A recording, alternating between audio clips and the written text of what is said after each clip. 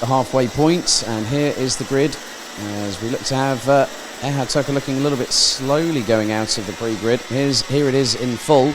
Callum Bradshaw from Great Britain will start on pole position. Alexander Abkazava alongside from Georgia on the front row. Oh, and Ehad Turka is trying to get the kart moving, and that is stopped on the exit of the pre-grid, so he may not be lining up alongside Zsombor Kovac on row 2. Lewis Gilbert and Tobias Poschek, row 3. Poschek, Linus Hensen, Christian de Klein, row 4. Completing the top 10, it's Sam Bergstein and Tim Stipitz. Mark Kimber starting 11th, ahead of Flint Schuring, Alexander Scheiblecker, Jori Schoens and Jiri Kokalainen. And Ehad Turka does not take the start. So that is a real shame. I think if they have got it started, he's going to have to start from the pre-grid, so they'll let the field go and he will have to follow in their tracks. Just seeing from my point of view that one of the Buvin Power mechanics is actually bringing the kart back. I'm not too sure if he's going to take the start, but we'll find out.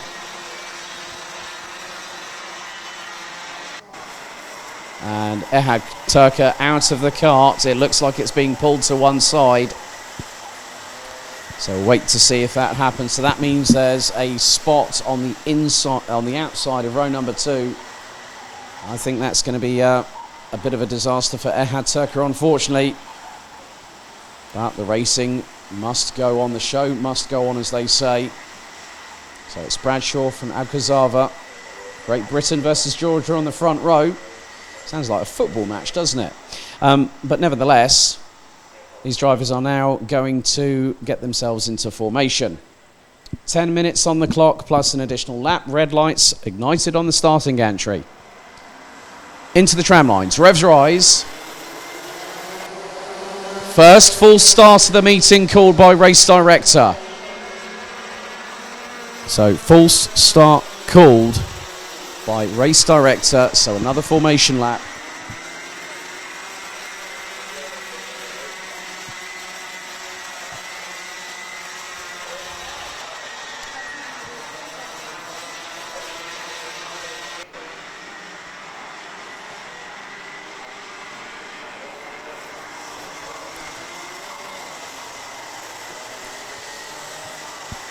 So that's the first out of, that's the first race out of 8, out of what's been the course of now 9 races today, where we've had a full start called by race control,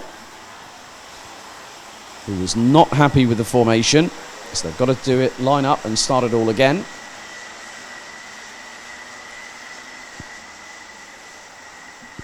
And on a weekend as crucial as this, especially being the final round of the championship, if you're gunning for one of the grand finals tickets that are going to be handed out at the end of the weekend, you've got to be on your A game. Everyone's got to be on their A game. Right, second time of asking.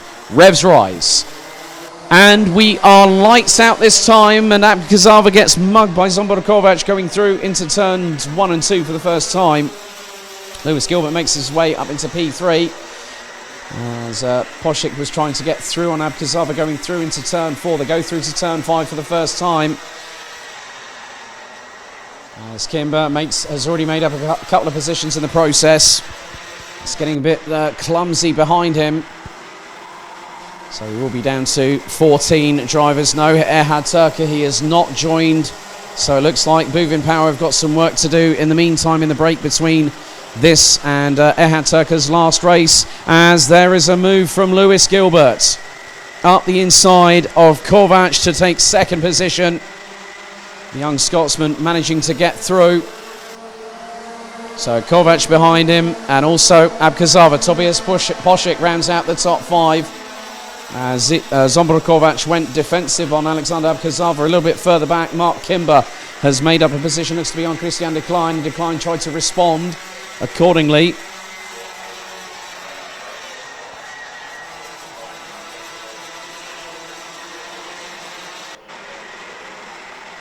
So 8 minutes and 43 seconds to go. Callum Bradshaw leads the way. Lewis Gilbert completes the top 2. Lewis Gilbert is actually, along with his racing, he's actually doing a lot of work behind the scenes at Potenza. and made a very conscientious decision. He wants to continue racing, and he's been doing very well this season. We've missed him over here in Europe, and we're so glad that he's back here at the Euro Trophy. And Flint Schuring has dropped down into P10. Jori Schoens has got past Alexander Scheiblecker from Austria for 11th position. But Mark Kimber is the man on the move at the moment. He's up into 7th position from 11th on the road. And he looks to be closing on those in front. But in the meantime, it is getting a bit hot and heated a bit further back down the order. As the three at the back of the field, Scheiblecker, Stipitz and Kokalainen are at each other's doors at the moment and trying to bang them down.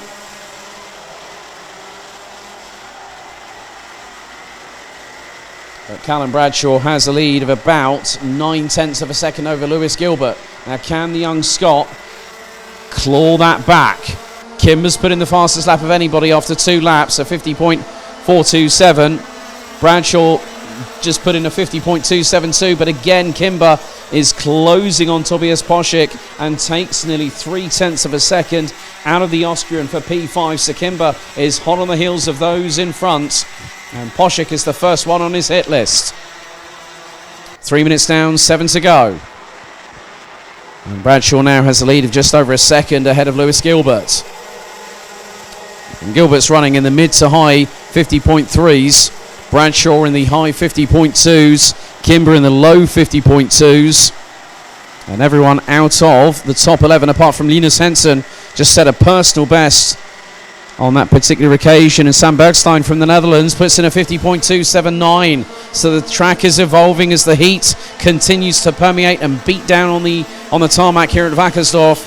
And Bradshaw now again puts in another fastest lap of the race, a 50.202.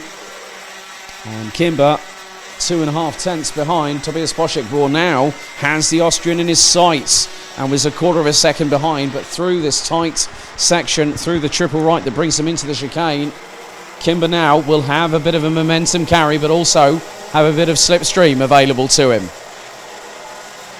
Here in karting, it's the good old-fashioned way. No driver aids, no ABS, no traction, no DRS like in Formula 1. You've got to do it the right way, and it's got to be out on track. There's no assists, there's no availability apart from slipstreaming, and that's what you get down this very incredible lengthy straight, which effectively becomes a mini chicane underneath the gantry. Top 6 covered by just under 2.6 seconds. And Kimber is just waiting to see what happens when he gets the opportunity. It might be later in the race that it comes to Kimber, and then he then gets an opportunity to get past the likes of Tobias Poschek, Alexander Abkazava, Zombor Kovac, and Callum Bradshaw is pulling away from Lewis Gilbert. The leader has just put in a 49.978 second lap time. That was well over 2.5 tenths quicker than Lewis Gilbert. But Gilbert has won before here at Wackersdorf on finals day, so expect him to be one of the danger drivers that could upset the provisional apple cart here at Wackersdorf. But the gap now 1.468 seconds. Bradshaw is absolutely flying, and he's put in another fastest lap of the race, 49.82 seconds from the Brit. The 3:58. And Gilbert trying to pull away from Zombor Kovac. And Kimber is one of the fast... Well, there's so minimal differential between second all the way down to 7th position, which is rounded out by Germany's Linus Hensen. And at the moment in that, Alexander Abkazava from Georgia in 4th place is the quickest out of those drivers. Christian de Klein on that particular occasion did not post a personal best, but Sam Bergstein, Flint Schuring, Jori Schoens, a trio of Dutch drivers rounding out the top 11, have managed to do so. And Bradshaw again winding up the wick on that engine, and he's got the gap up to nearly 2 seconds over Gilbert, and it was a 49.712. 3 minutes and 40 still to go. And it's more the case of Bradshaw just cruising away towards victory. But then it's everyone behind. Gilbert, Kovac, Abkazava, Poschek. Then you've also got Kimber in there. And he is rather close on the back bumper of the Austrian, going over the hump that takes him into the final double right. Lap number 8 completed. And Kimber could have an opportunity. If it's not on turn 3, it could be turn 4 on Poshik, and he sends it. Well timed there by Mark Kimber. Poshik responds, but Kimber keeps it pinned to the inside line for turn 5 and nails it to the apex. Great textbook work, as always, from Mark Kimber, and that puts him into a genuine 5th on the road. A little bit further back, you've got some other drivers trying to jockey for position, but that was a great move there from Mark Kimber.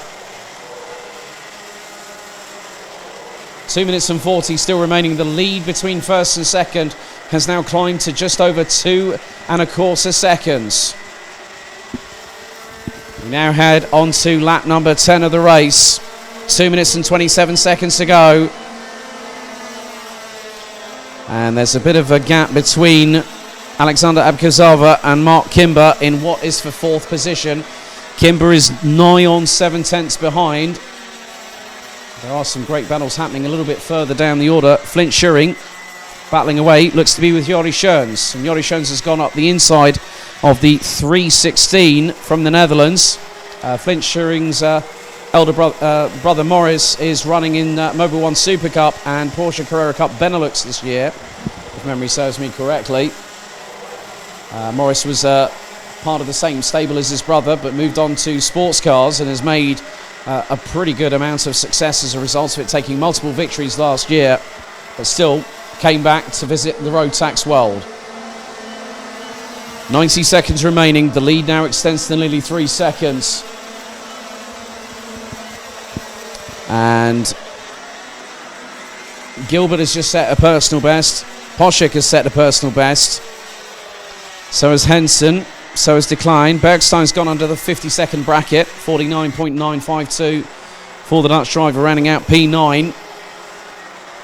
But every single one of the 14 drivers that made the start, apart from the 347, well, the 15 drivers that made the start, apart from Erhard Turker, with a technical problem when he pulled out of the pre-grid and the kart just literally stopped dead in its tracks. So just over 50 to go on the clock.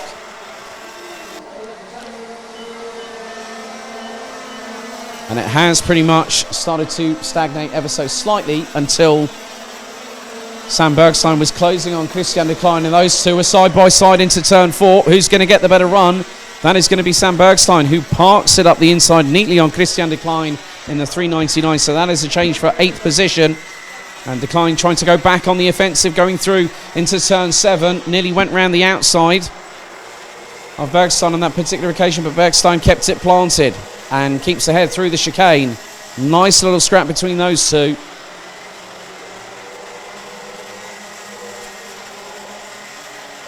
So timer is about to run out. It's going to be close to the wire. Last lap board was out just then. So there we go. It was like literally 2 seconds remaining on the clock and they put the final lap board out. So on to lap number 13. And Callum Bradshaw has done exactly what he needed to do. Lewis Gilbert has just put in a personal best, 49.894 seconds from the Scot.